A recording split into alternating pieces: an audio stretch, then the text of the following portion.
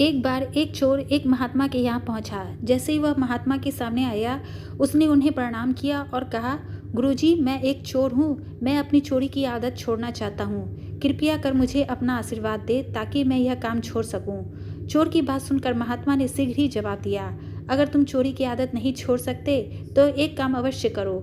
चोरी करने के तुरंत बाद अपने गुनाहों को उन लोगों के सामने स्वीकार कर लो जिनके यहाँ तुम चोरी कर रहे हो या फिर जिनके यहाँ तुम चोरी करने के इरादे से गए हो।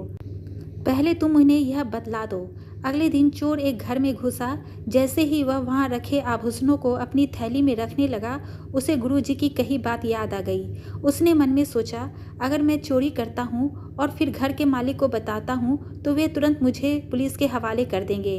मुझे पुलिस पीटेगी और फिर जेल में डाल देगी। यह विचार उसके मन में आते ही उसने अपना मन बदल लिया और चोरी किए बिना ही उस घर से वापस चला गया।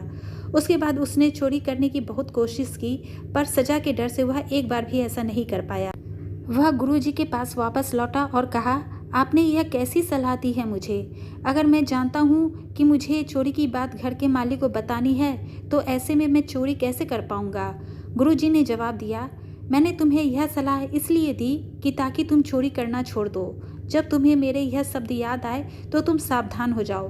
तुम जान गए कि तुम्हारे कर्म अगर ऐसे ही रहे तो इसकी सज़ा क्या हो सकती है। तुम्हें हमेशा अपने किए गए कर्मों के परिणाम के बारे में सचेत रहना चाहिए, तब तुम कुछ भी गलत नहीं करोगे। ज़्यादातर लोग जागरूकता की कमी के कारण गलत कार्य करते हैं।